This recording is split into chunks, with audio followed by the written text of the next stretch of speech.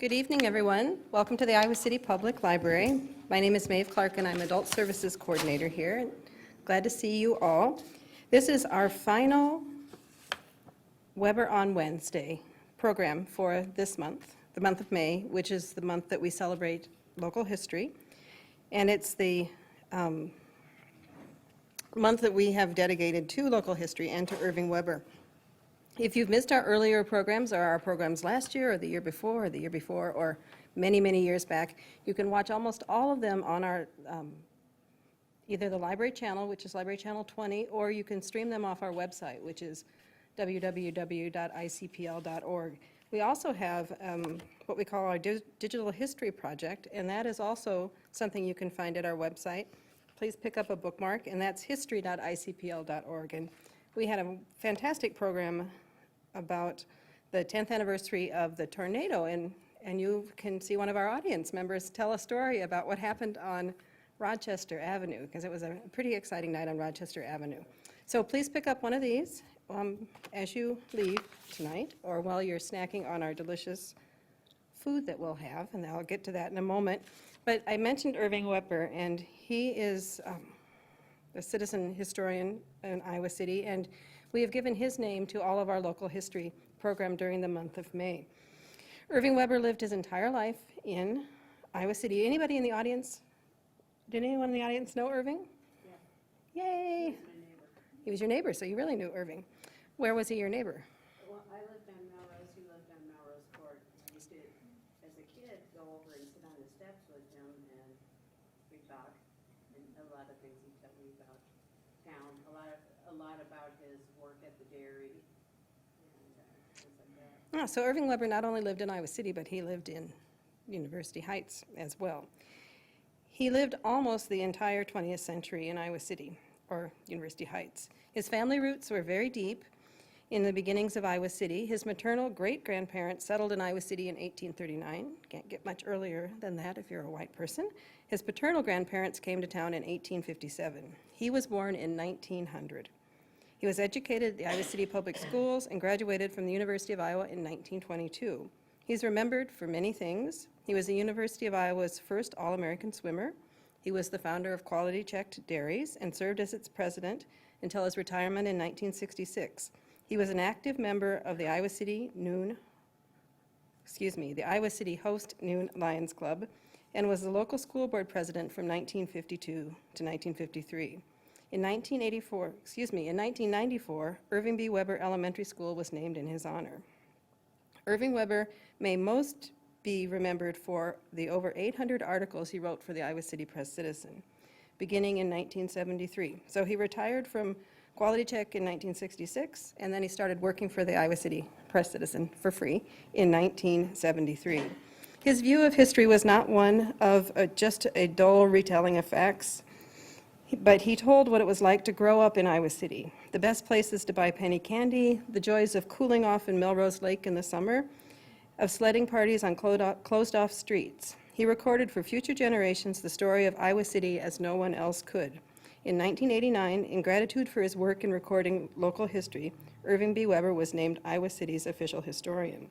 All of the articles Irving B. Weber wrote for the Iowa City Press-Citizen are available online at the University of Iowa's Digital Library and through the cooperation of the Iowa City Host Lions Club in the University of Iowa and the Iowa City Public Library and Lolly Eggers. So over on the side, I have a number of books that we have in our collection, the Iowa City Public Library. We have lots and lots and lots of Iowa City history materials, and there are 2 volumes of the 8-volume set of the Irving B. Weber collection that the Noon Host Lions Club printed. And then Lolly Eggers cut out every single article that Irving wrote for the Press-Citizen, and she had the files of it because she also wrote a biography of Irving B. Weber, and she shared those newspaper articles with the University of Iowa, so all of them are available online, and it really, really is a wonderful set of materials if you're trying to find history of Iowa City. Irving Weber died in 1997, barely missing a century of light. Living true to character, his last days were spent writing history and listening to Iowa basketball games on the radio. Sort of a fitting end for someone who was so involved in Iowa City. So before Dr. Schulein does his talk tonight, I wanted to introduce two of our historic foodies who are going to provide treats for us tonight. So Jackie and Tammy, if you'd like to come up.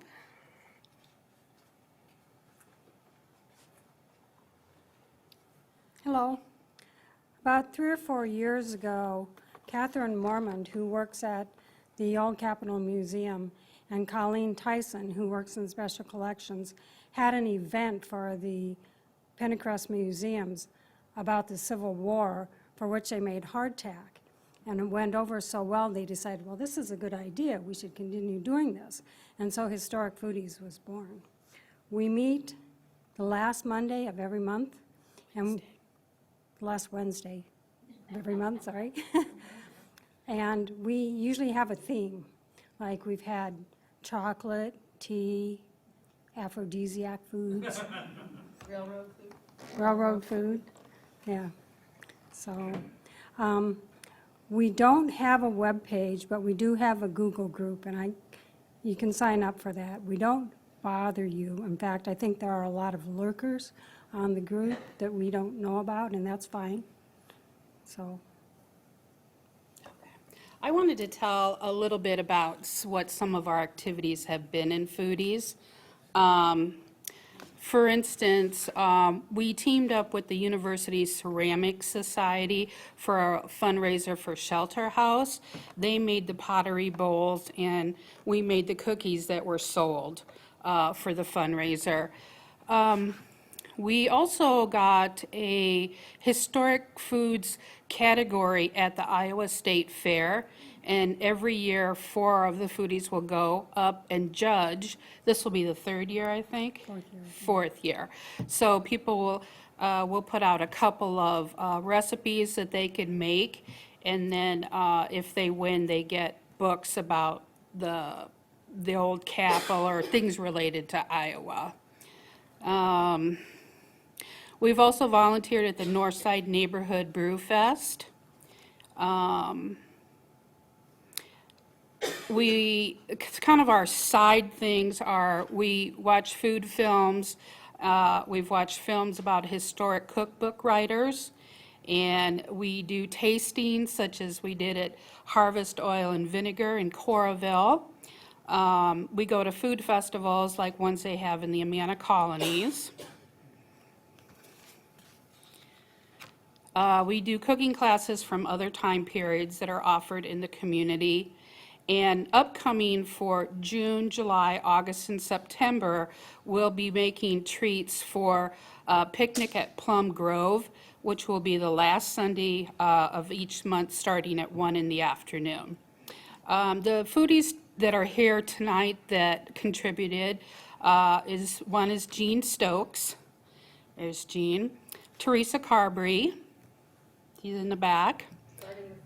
Yeah. Carol L. Dean with the Foodies shirt on. And Tyler Sandersfeld back there. And Jackie Rothler. And I'm Tammy Coverdale Bauer. Thank you.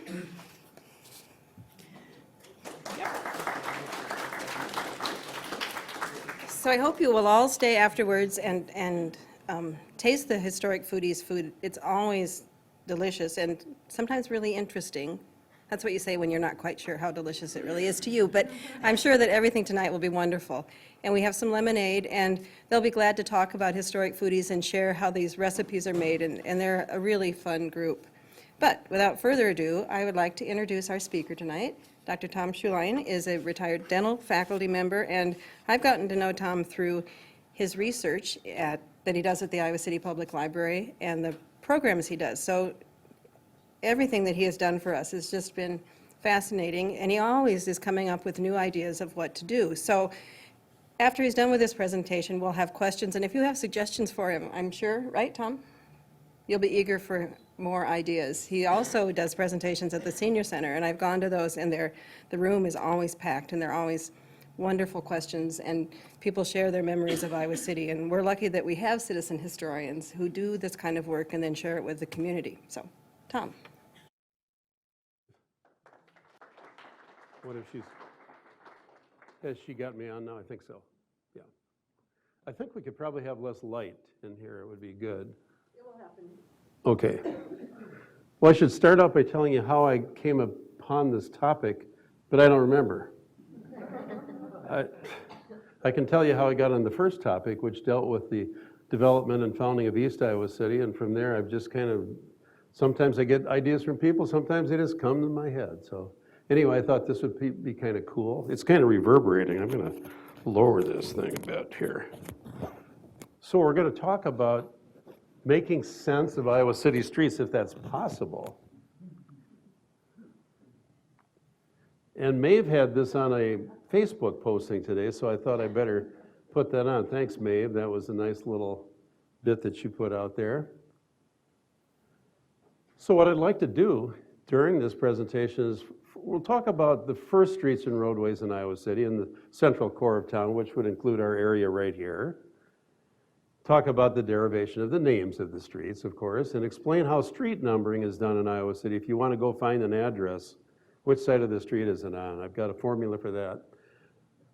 Show why we can't get from here to there in Iowa City, which is what we were told when we moved here. Explain how we name streets, other than the original streets here. Discuss the derivation of names in a lot of areas in town that have some unique types of groupings of names.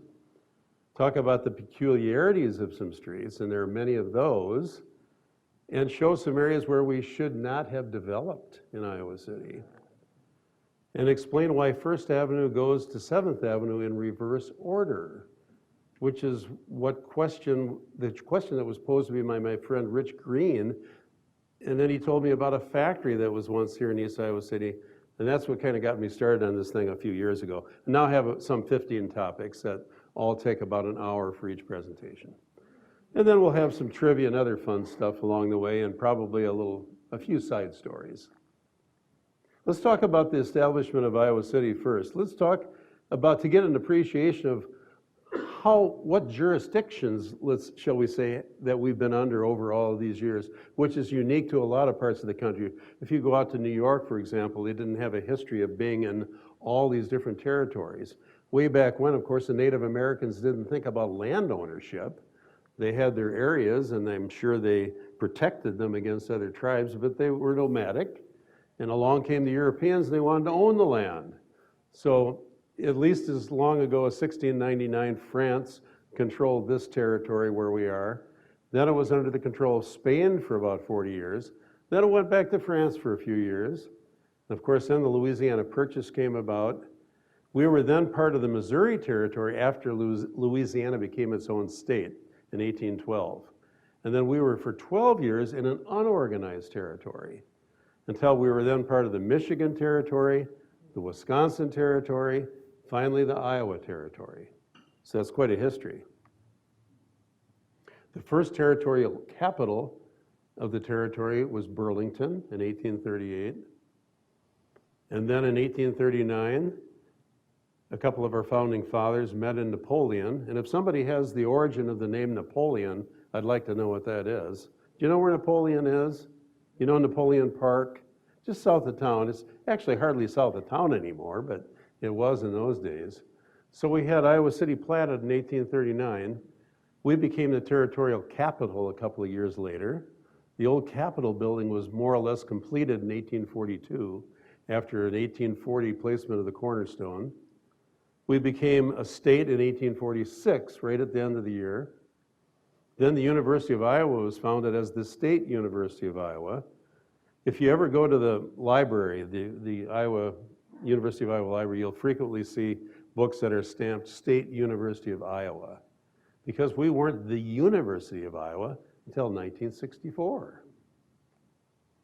And then Iowa City wasn't incorporated until 1853. The state capital was then moved to Des Moines in 1857. So let's talk about the original streets in the downtown area. We have 4 streets named for presidents that we all know: Jefferson, Madison, Washington, Founding Fathers, and Van Buren. Well, why Van Buren? Anybody want to take a guess? The president when this was made? Correct. Van Buren was our president when Iowa City was founded in 1839. So it's pretty logical that that was for whom the street was named.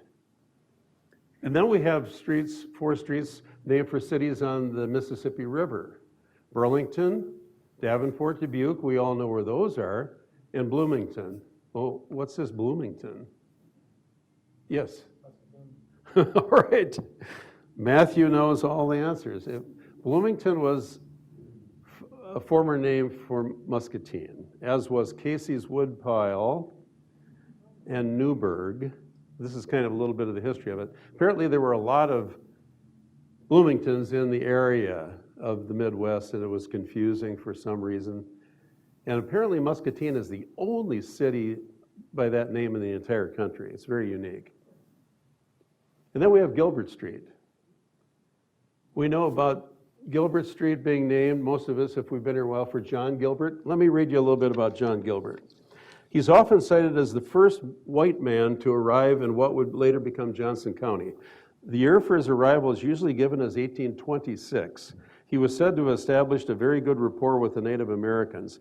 He built his own trading post in 1837. His real name was John W. Prentice, a native of the state of New York who lost heavily in canal contracts.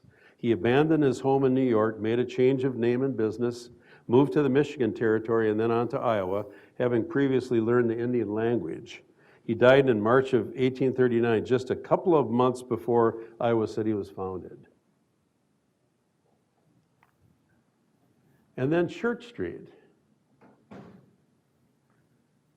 Up here, why are there no churches on Church Street? Well, apparently they planned on having a couple of churches on Church Street because here they are on this old original plat of Iowa City. And then Clinton Street. Here's Clinton Street.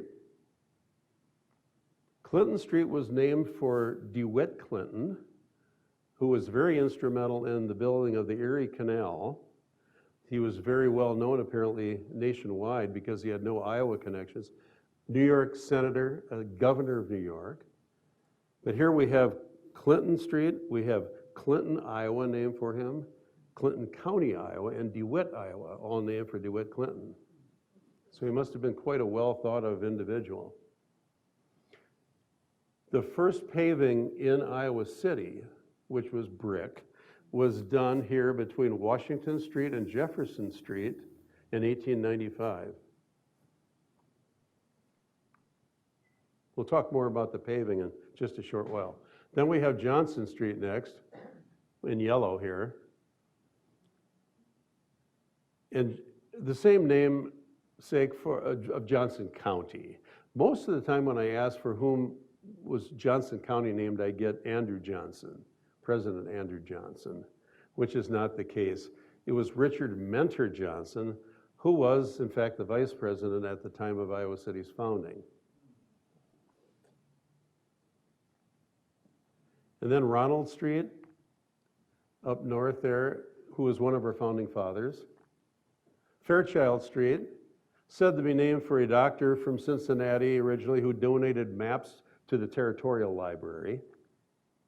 And Lynn Street, in gray, where we are here, named for Lewis Fields Lynn, the same person for whom Lynn County was named. Again, not an Iowa person, but a Democratic senator from Missouri during the time at which Iowa City was founded. Was centered after his death? Say again, Matthew? Centered after his death? I didn't catch the part after his death, before that. He was senator until 1844, but he died in 1843. I've got some dates a little wrong, haven't I? Well, you can't get everything quite right. Yes.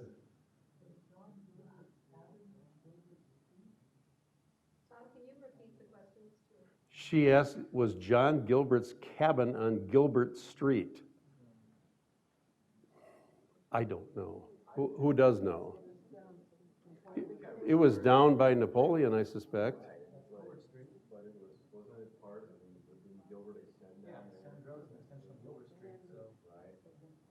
A lot of us know South Gilbert Street becoming what was called Sand Road. It's a very sandy area, down where the McAllister Mansion is, down in that area. And then we have Lucas Street on the far east there, vertically, in kind of a salmon color, named for Robert Lucas. You all know about Plum Grove, which is now open, or shortly after now will be open. It's right about this time of year.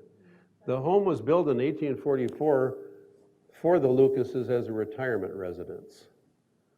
He was born in Virginia, served as a governor in Ohio, then moved on to Iowa, where he was appointed the first territorial governor. He was apparently a very vexatious, petulant kind of an individual. Show the home here in 1934 before its restoration.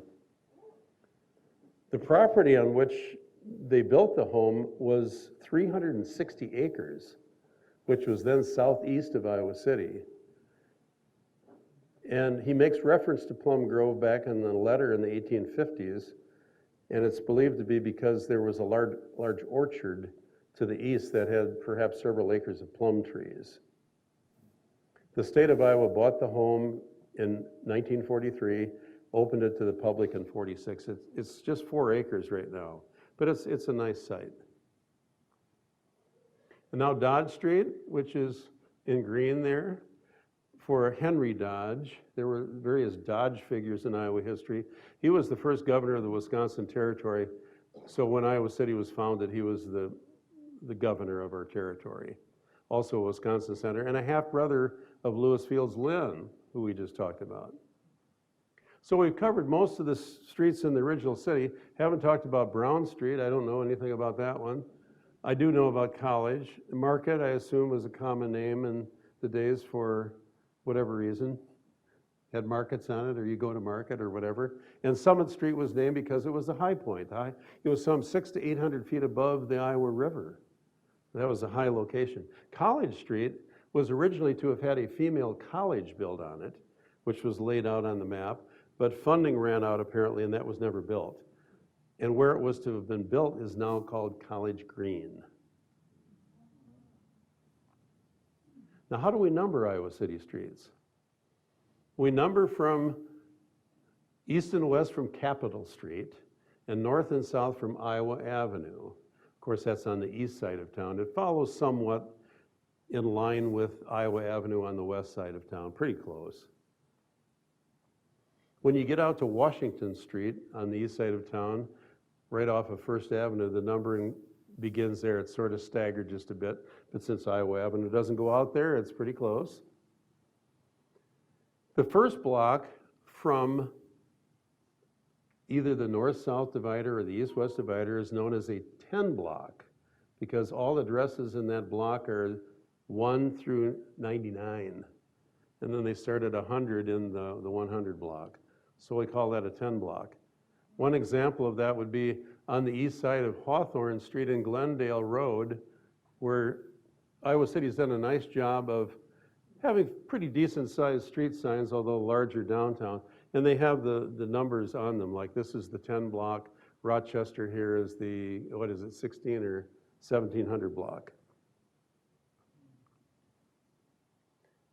So we have west side addresses on the east side of the Iowa River. It might be a little bit confusing to some people. For example, the come and go on Burlington Street here, before you get to the river, is at 25 West Burlington Street, because we named from Capitol Street.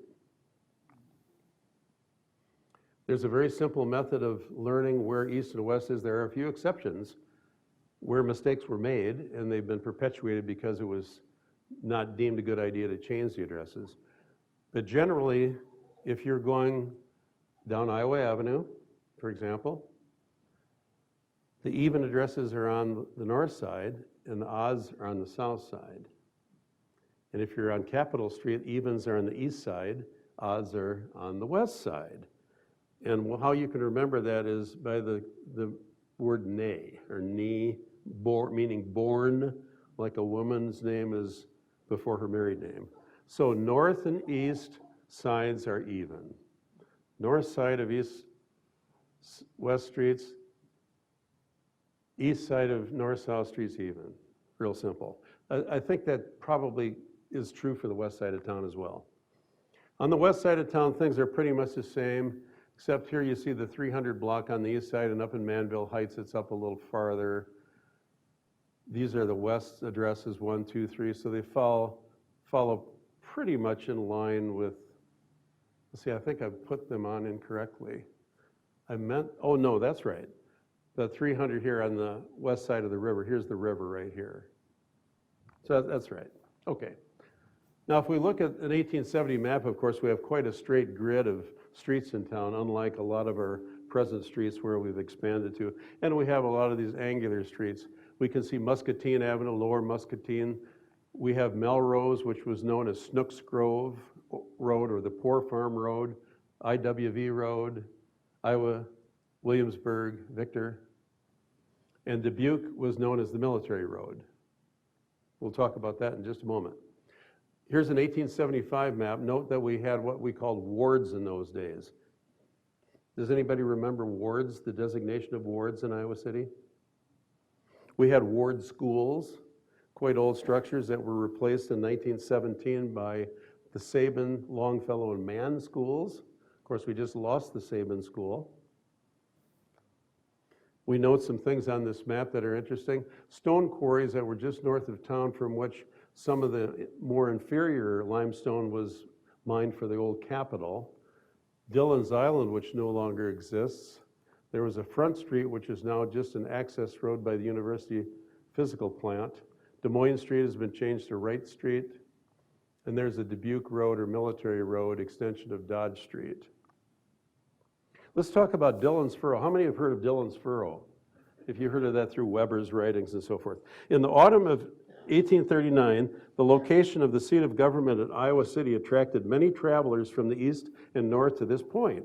And there being no roads, strangers found it difficult to keep the course they wished.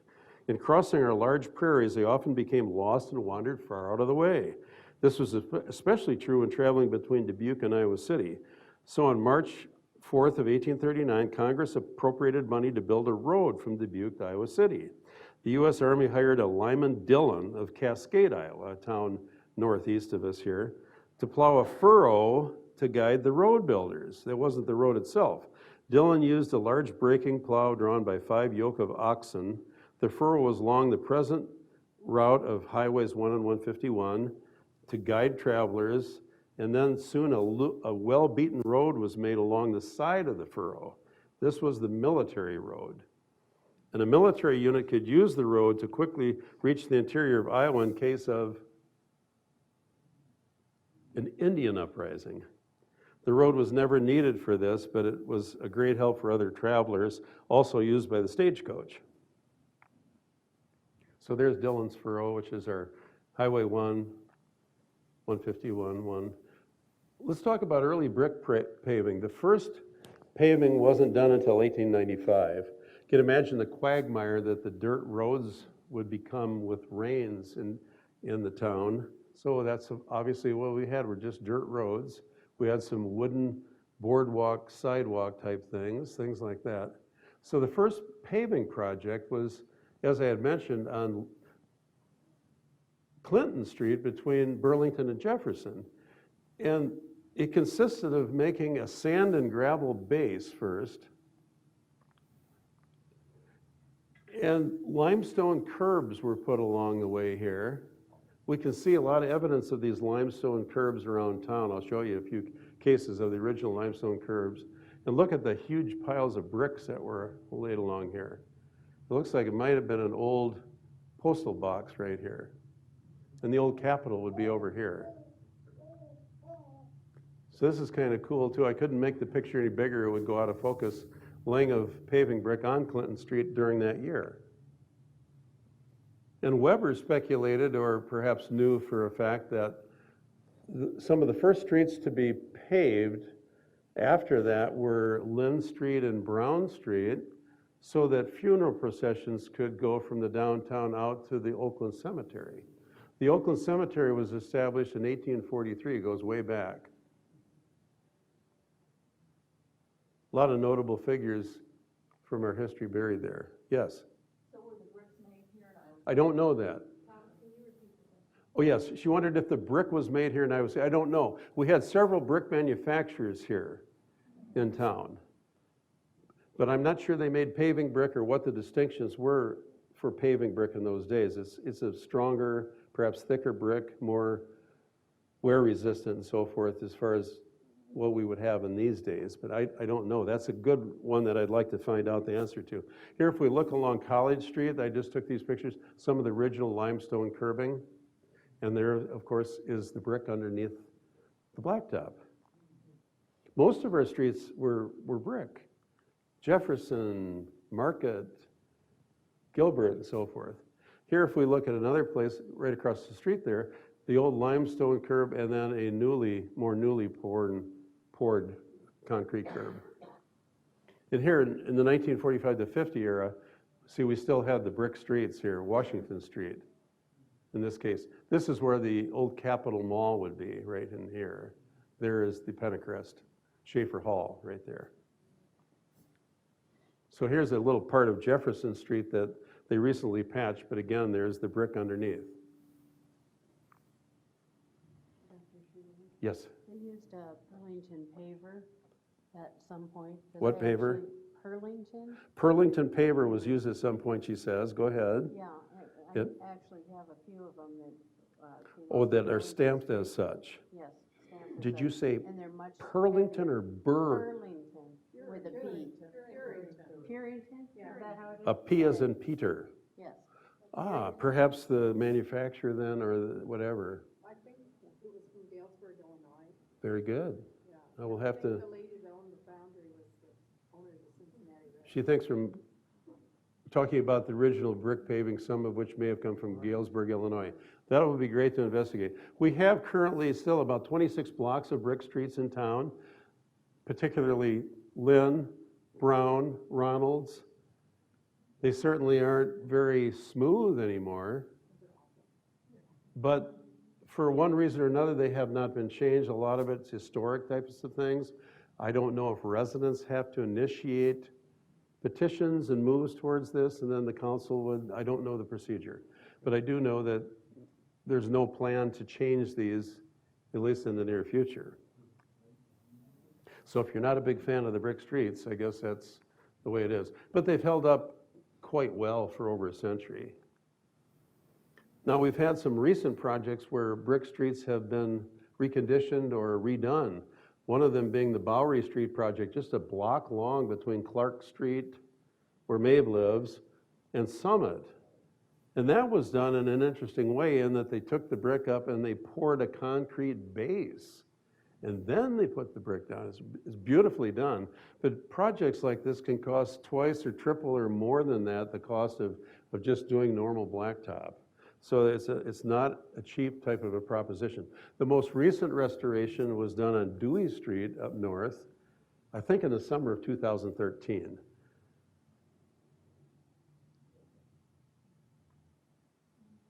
What are some of the obstacles to the construction of Iowa City streets? I'm speculating that if we look at the town, we can come up with some ideas. First of all, we have, of course, a big river and a creek system.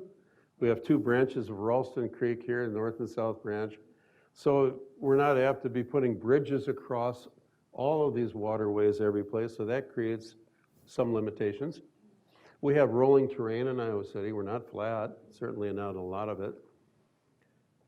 A railroad was built and came through here way back in 1855, at the end of 1855, beginning of 1856. You wouldn't cross streets all over the place on railroads. Then another railway system came in 1904, which was the Crandic, or the Interurban Railway. And then in 1958, we opened up what we call the Highway 6 bypass. Now let me see if I talk about the bypass here, or if I think that might come a little bit later. 1963, the interstate came through. Of course, we don't have too much of Iowa City that far north, but there are all kinds of obstacles. And in the late 1970s, what amounts to an interstate system, but it's not because it's not limited access, we have Highway 218. So lots of different obstacles. Certain number of bridges that we've built across these structures or under them. It might be boring to have a straight square grid everywhere in town too. So there's something to say for having a little variety. Now I'll talk a little bit about the bypass.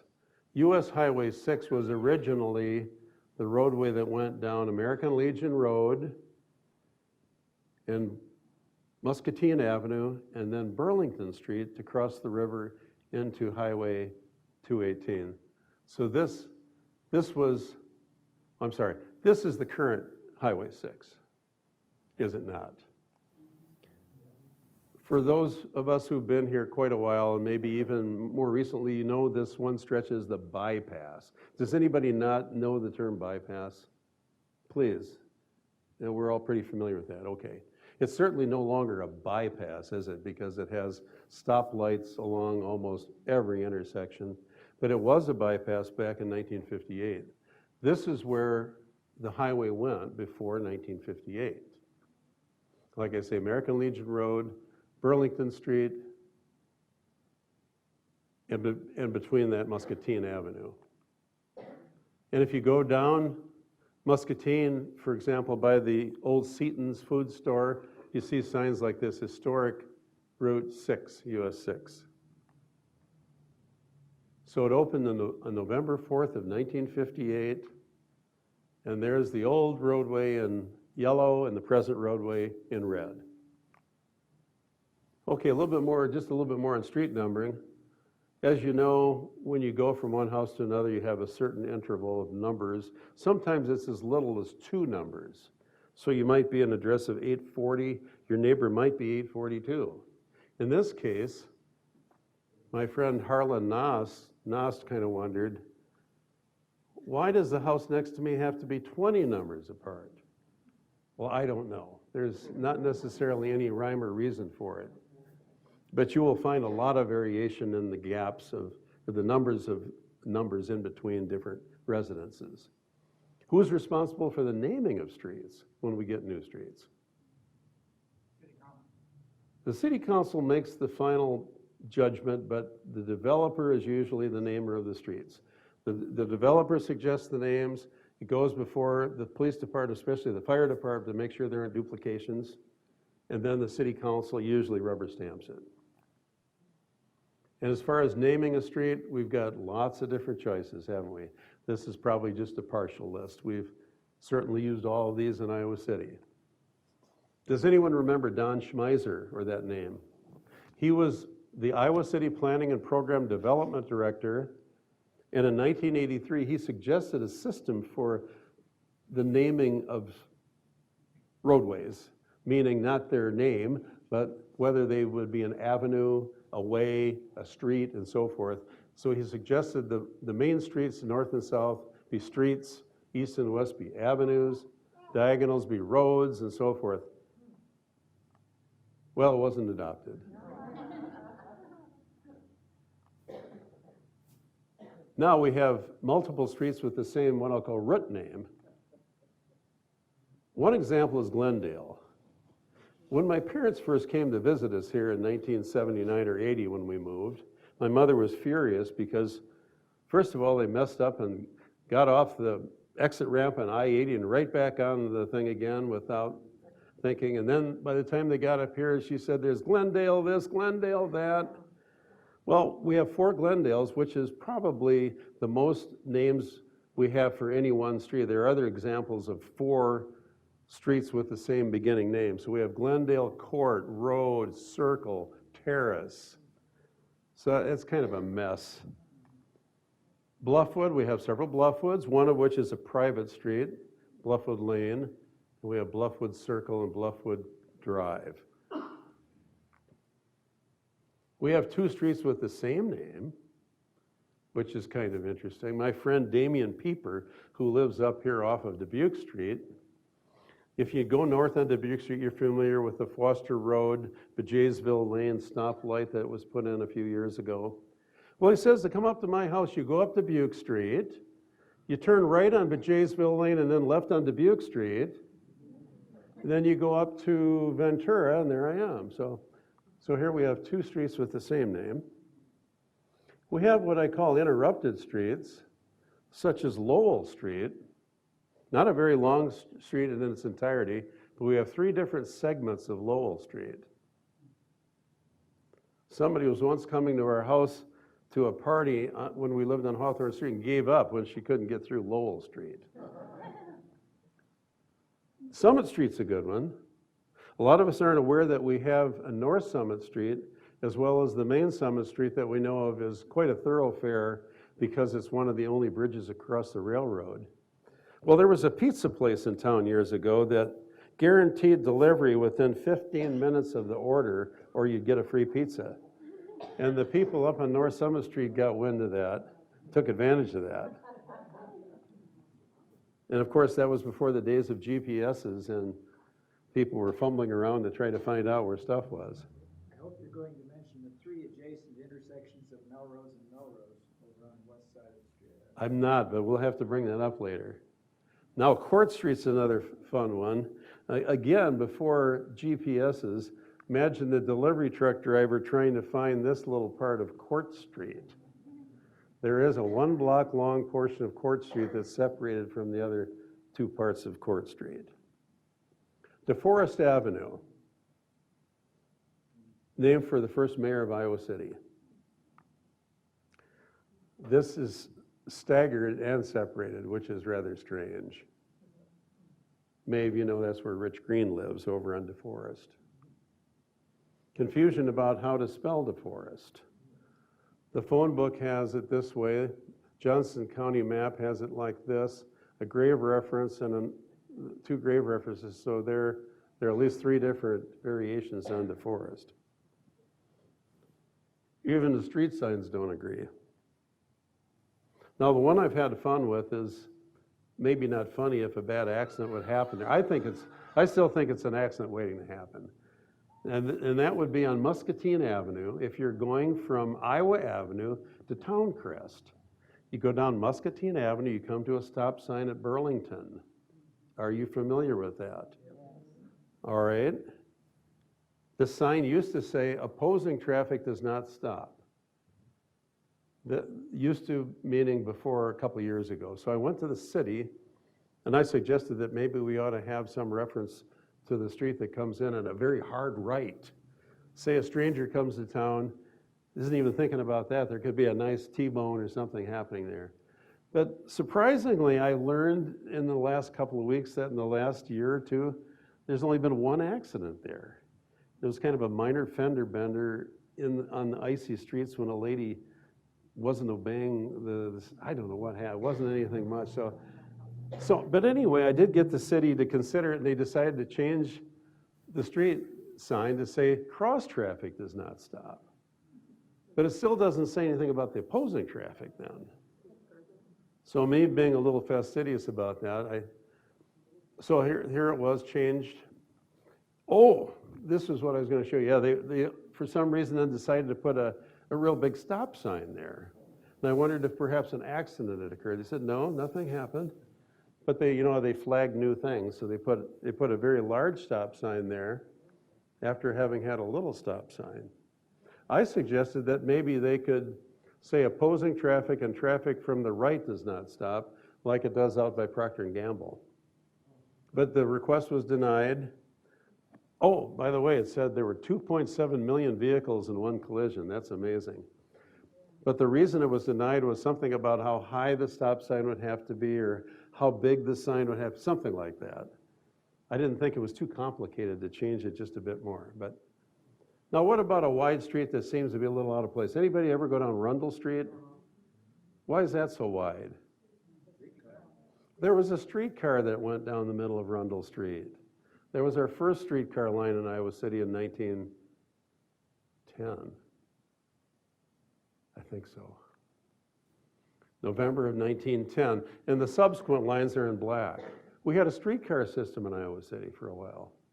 It only lasted till probably the very early 1930s. So we didn't have a very long run with our streetcar system. Now, what about theme names for streets? If we go around certain areas of town, this is known as the Hollywood Manor Edition. Down south of the bypass, Hollywood Boulevard, we have all these movie star names. Wilbert Frantz developed this in 1965, named them after movie stars. The Bryn Mawr Heights Edition has these strange names of Derwin and Darwin and Penfro and, well, it may be not strange to a lot of people, Wild Green, named for his Welsh ancestry. So quite a lot of names there. The Oakwoods edition contains all these university and college names. That's up on the northeast part of town by Lemmy School. Yes. Sorry, I didn't see your name, your hand. Yeah, you misspelled Amherst Street because you used the correct spelling of Amherst. It's on the slide you were on. Oh. Okay, wait. Okay. Oh, is it H-U? I live on Amherst Street, and Amherst is actually spelled with a U. Okay. The developer misspelled it. Maybe I was clairvoyant. Okay, I'll have to change that. You spelled it correctly, incorrectly. Okay, thanks. Okay, then Walnut Ridge out on the west side of town, I think developed by David Braverman about 1990, has a lot of tree names to it. So you see there are a lot of different themes.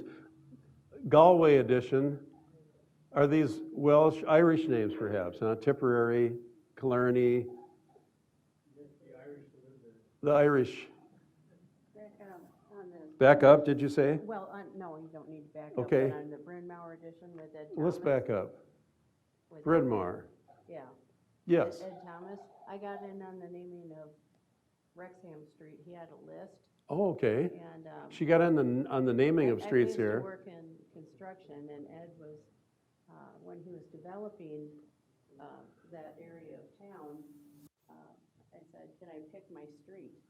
Oh, And I got to pick my now, street. does Wrexham, does it have a Welsh Wrexham. origin? Yes, Very good. but he had a list of street names, so I said, can I get in on naming mine? And it wasn't on the list. No, it was on the It list. was on the list. Oh, so you So the had, location- you had that one ascribed to your street that you're, that's great. That's neat.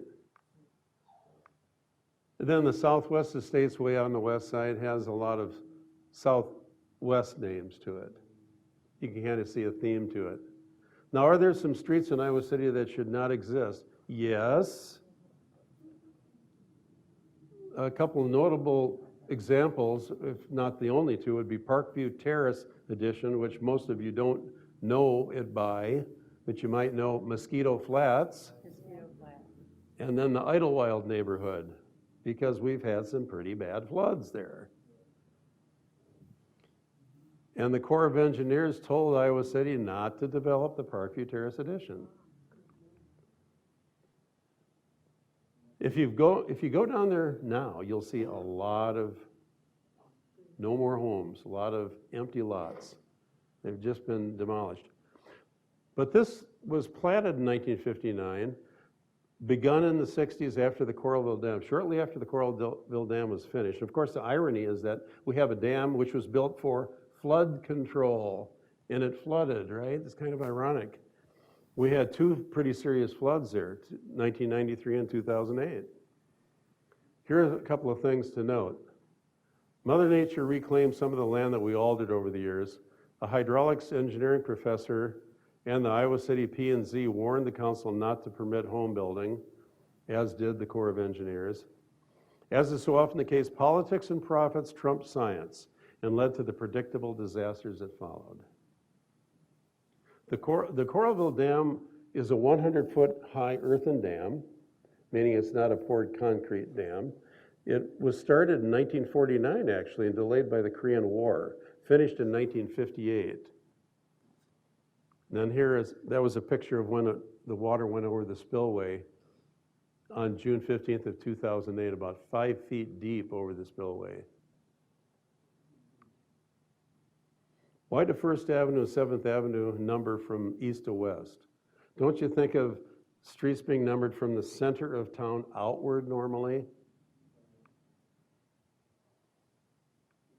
Well, it's because it was they were in a different town then.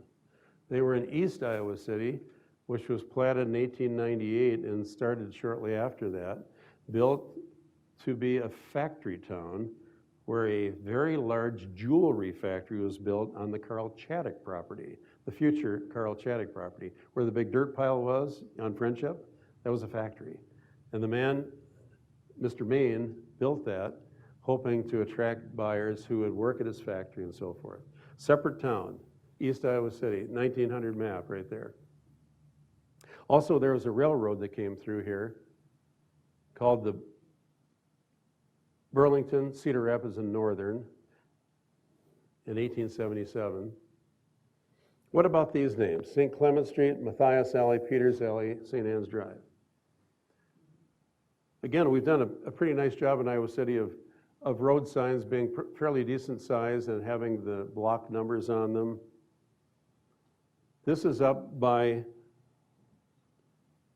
the Hilltop Bar, which is the circle here, also known as First Chance, Last Chance at one time.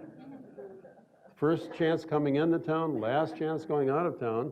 There's the old Hy-Vee store. The present Hy-Vee would be, of course, right in here, right here. So it wiped out a little portion of St. Clements Alley. Yes. Yeah, Oh, yes, your wife mentioned this. You lived in one of the log cabins. We lived in there were 3 log cabins, they were all duplexes. Yeah, We lived in the first one, which is now gone. that's neat. We lived there for 6 years in the late 80s, Yeah. 90s. And now to get into there, you just have to come off of Prairie du Chien. They've got a passageway into there. There's also a St. Peter's Alley, which is not marked as such. The little passageway exists. It's either just alongside First Chance, Last Chance, or just south of the house that's right next to it there. Here we have St. Matthias. Here is St. Clement. Let me read you a little bit about this. St. Clement Alley was most probably named for St. Clement I, Bishop of Rome and the 4th Pope.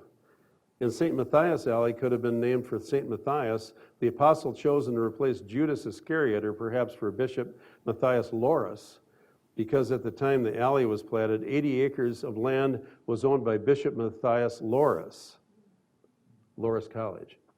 The 80 acres was on both sides of North Dodge Street, east of the Prairie du Chien Road. Loris planned to build a church there, didn't. St. Anne, probably for the mother of the Virgin Mary, mother of Jesus. Loris was from the Dubuque Diocese and was the first bishop in Iowa. He came to the United States from France, where narrow streets were called alleys, hence the use of the term. Present-day Loris College in Dubuque, founded in 1839, has operated under 6 other names before being changed to Loris College in 1939.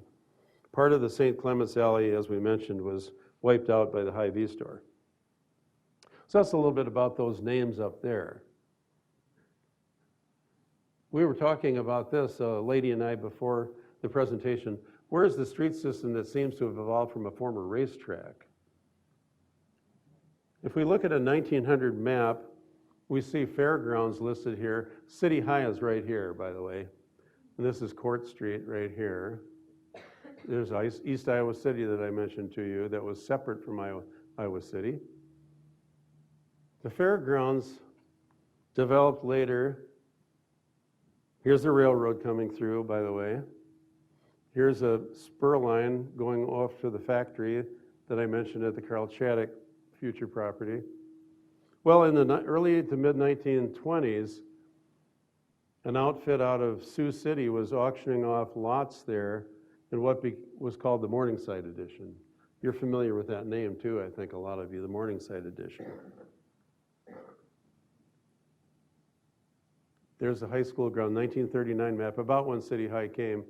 And if you notice a kind of a circular oval-like nature to that, I haven't really heard anything real definitive about this, but it's been bandied about that it came from where the racetrack may have been because of the nature of the layout, which would form kind of an oval of some sort. If we look down Wilson Street, I took this picture in the winter looking southeast. This is a picture of the racetrack at the Fairgrounds back in the teens maybe. I think it was about 1924 that it moved to either the present location or down where the old Wardway Plaza was from. I can't remember the sequence. And then we have things like this over in the Wellington area, which make it difficult to really decide, are you going to use an east-west number, a north-south number? So somebody goes from a 1200 address to a 3100 address here. So you have to make some compromises. What are Blue Street signs? What do they indicate? Private. So whenever you see that, it means it's not a city maintained, not a city plowed or maintained street. It's a private street. Pardon? I didn't catch it. What does red mean? There's no red. If you're talking about this, a bus stop. There's some signs over by City High that are red. Oh, not ones I'm showing. Oh, yeah, there's a little one that says City High. It's on 7th Avenue. I don't know what they were trying to do there. It doesn't have any uniformity or, pardon? I think it might just indicate a way in. Yeah, I think so. Oh, turn left here. Right, I think so. Yeah. Otherwise you get lost. I haven't seen it any. Racetrack and it'll be going around. That's right. No, there's a better name for this, but I call it cross-name streets.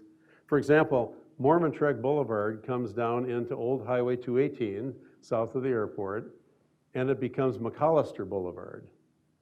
And talking to the fellow who just retired in the last year from the city, who had a lot to do with the street names and things where he had some say, said he wished that they had kept it the same, probably meaning Mormon Trek. But there are certainly lots of examples of this in Iowa City.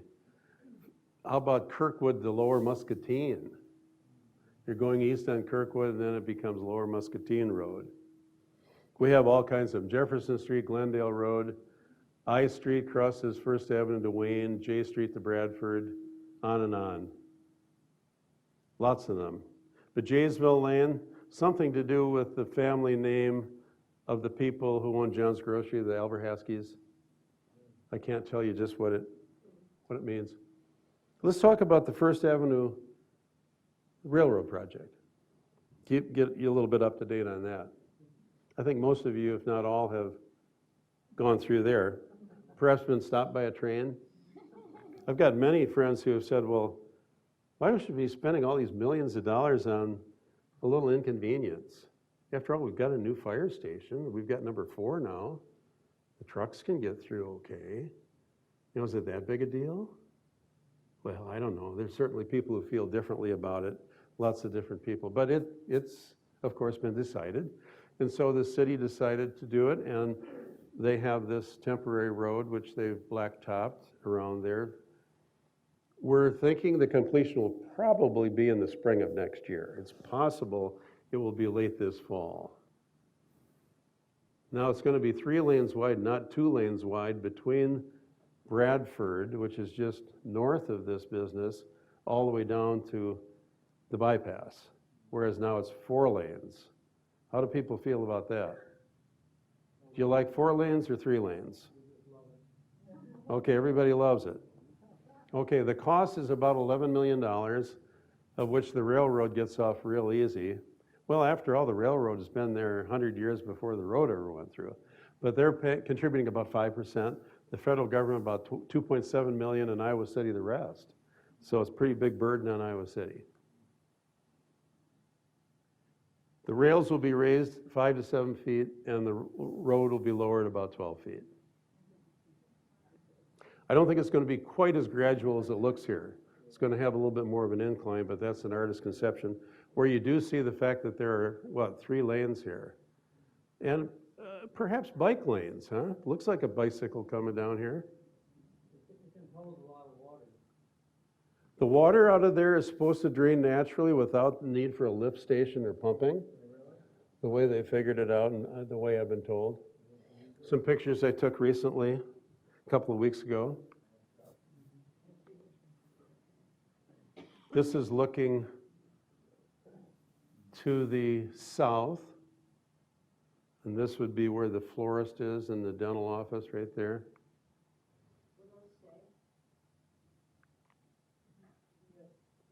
Will what stay? Oh, I think so. Yes, I think so. This is one I took today, and they're building a massive concrete wall they're pouring along the way here of this housing on the west side of the street.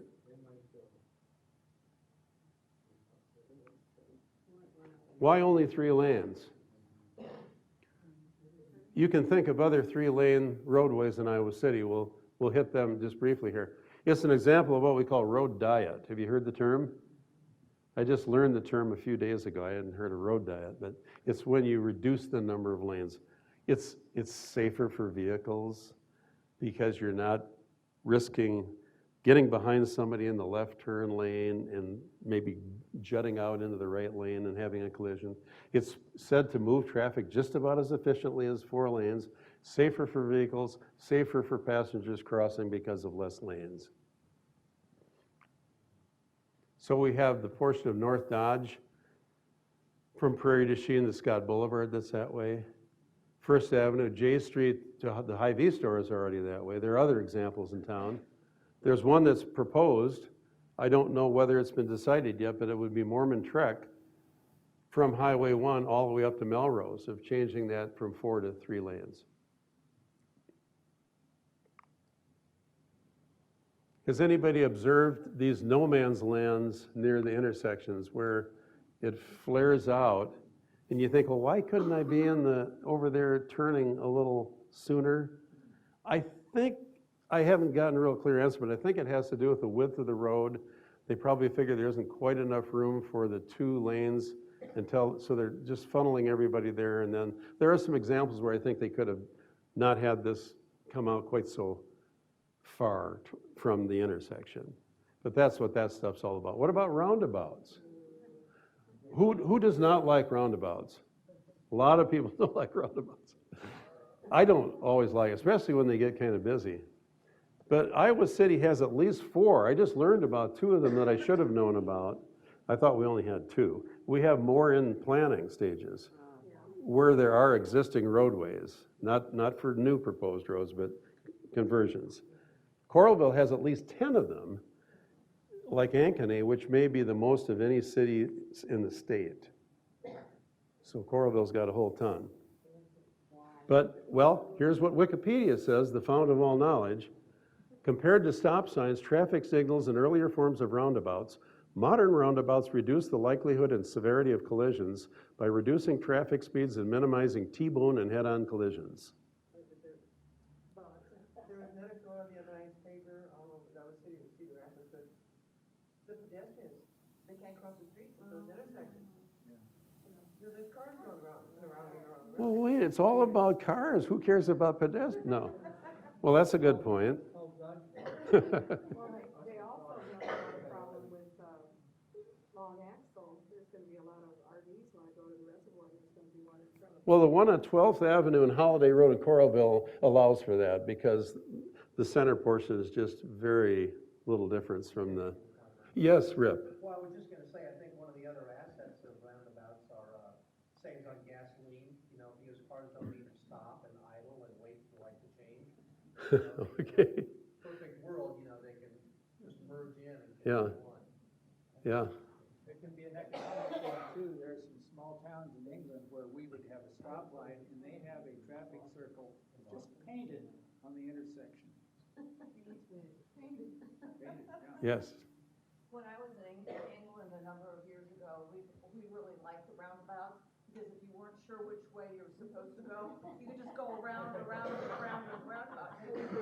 Then make a decision later. Well, this is one that's just north of the new Alexander Elementary School. Do you know about the Alexander School? It's on Sycamore Street. It's at the bend of Sycamore where it turns from going south to going west over to Sand Road. That's Alexander Elementary. This is one that doesn't have any purpose just yet because there's nothing but Sycamore Street that goes north and south of it. But McAllister Boulevard will be coming through here eventually, linking up with Scott Boulevard. So they've made provisions for that. There's the Alexander Elementary and there's the roundabout right there. And back here leads to either the soccer fields or the water treatment plant off to the east there. Well, how'd you like to be in Barcelona, Spain? At least they've got some lane markings, it looks like right here, not everywhere. But here's one, I think it's in Paris, A completely unorganized chaos reigns in this circle of fear that spirals out of control, an incessant cacophony of sirens, roar of motorbikes, the buzz of scooters and horns. At least we don't quite have it that severe, so be happy for that. How about traffic calming measures? Speed humps. Used to be called speed bumps. Now they like to call them speed humps. They're getting better at making them, so they don't take the bottom end out of teenagers' parents' cars anymore. But you still feel, some of the most severe ones are up on the road in the north end here that goes east and west. What's that called? Up off of Prairie du Chien. They're, what? Say again? Ridge Road. Not Ridge, but Kimball maybe. Yeah, they're a little more severe. I don't know if they've decided yet on 7th Avenue, but between Court Street and Glendale, they were proposing speed humps. I think the decision has been delayed. There have been a few disasters of putting in some of these things. Here's another example. I guess it's okay. So they're just trying to slow traffic down, so they have to get through, hoping that they'll go a little slower here between College Street and Muscatine and St. Okay, what about traffic circles? This is not a roundabout. This is a traffic circle. You don't go all the way around the thing. You come up to it and you can either go straight, right, or left. That's a traffic circle. I thought this was a cool little car, so I had to take a picture of that up there. So there's a Summit Street, Washington Street intersection is a traffic circle. Pardon? Annoying, yes, they are. Shouldn't say traffic circle there. That was a boo-boo. But this is just showing, I was supposed to say traffic calming. This is kind of a inadvertent means by which we have traffic calming with the brick streets. Some of those are very, you're not going to go very fast there. Future roadways. McAllister, I mentioned, is supposed to link up with Scott Boulevard. Have some of you been across the McAllister Bridge on the Iowa River? That's our newest bridge. Some people may not know about it. They're probably going to link up at Jaysville Lane to Prairie du Chien, which will be a short linkage here, up near the interstate.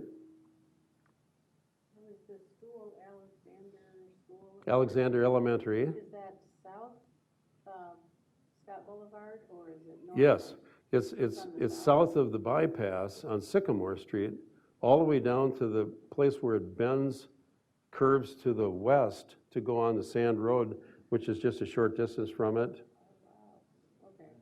And there's a new, Figure out where that annoying. and there's a new Hoover Elementary being built on American Legion Road, just past, what's it called? What's the subdivision out there? And here I live out there, and I didn't know either thing was going on Where do you live? over on Venture Green off of Scott. Okay. Where's Main Street now? Every town has to have a Main Street. We do have a Main Street. It's in the trailer park here off of Southgate Avenue. I don't think it's really a recognized city street, but it is on the map. How many know where 1st, 2nd, and 3rd streets are? Matthew knows. How long are they, Matthew? About a block each, that's right. They're just north of the bypass off of Gilbert Street. You go just east off of Gilbert Street. 1st Street, 2nd Street, 3rd Street, here's the bypass. This would be the florist right in here. What's it called, golf course? Name? Pleasant Valley. What's the longest street in Iowa City? Used to be Gilbert Street, and if you read Weber's writings, he speaks of Gilbert Street, but it's now this street, Scott Boulevard, by my masterful computation. Which street has the longest straight run? In other words, is relatively just straight without curves. It can have some hills, but the longest straight run is Court Street, all the way from Summit to a little past Scott Boulevard. Then it goes on with a little bit of curve all the way to Taft. How do you identify a radio announcer who has just come to town? He or she says Rorit Road. Have any of you heard of Raret Road? Any of you not heard of Raret Road, I should say. It's pronounced Raret. It looks like Rorit. A little bit about the Rarets. They were Bavarian immigrants, Wolfgang and Catherine. And a couple things that kind of tie in with our talk. The family had construction workers on the old Capitol building.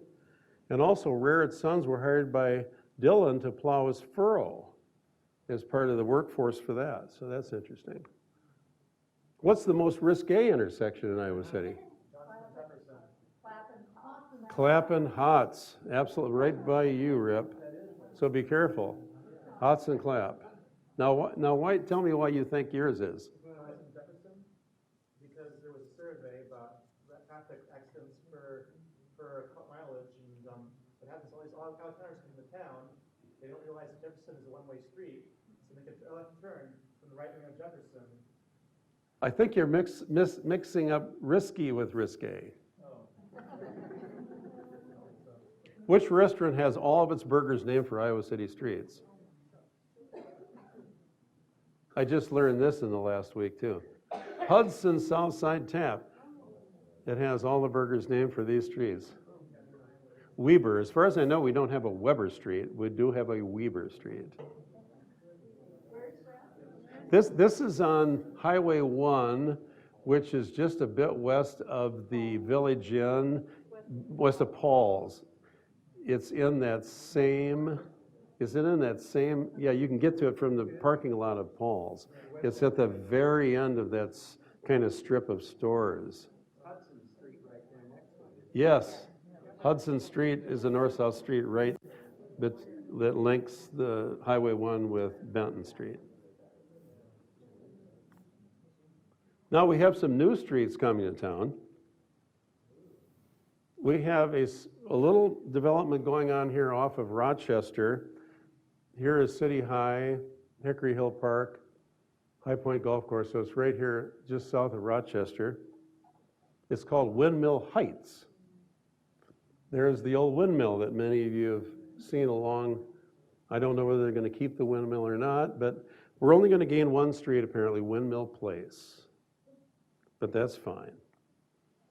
If we go a little bit farther to the east, we find a very large development going on. And I believe, judging by the yellow color, that it's already been annexed in Iowa City. Here is St. Patrick's Church, just north of St. Patrick's, just south of the Herbert Hoover Highway, the extension of Rochester. This is called Churchill Meadows. Casey Boyd, I guess, is the developer.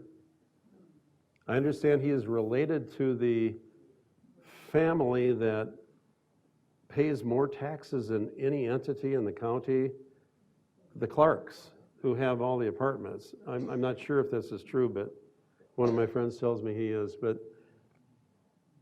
it's quite a big development. In fact, it's 138 lots.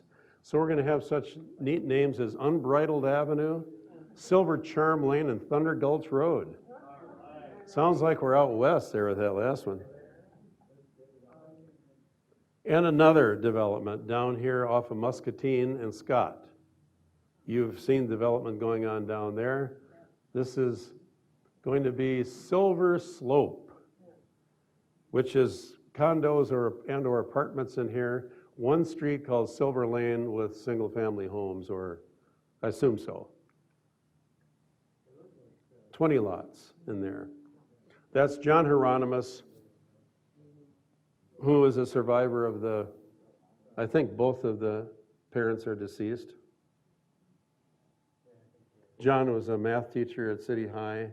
I'm not sure if he's retired or not. So there we are, whipping through a lot of things.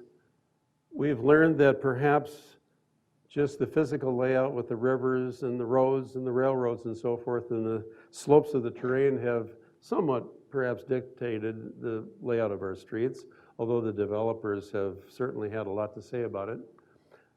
Street names are in the hands of the developers. We have some incongruities in numbering. Some areas should not have been developed. But we're not that unique, really. There are certainly lots of towns with similar circumstances. I think of Cedar Rapids, I don't like their northeast, southeast, northwest, southwest thing at all. That I don't like.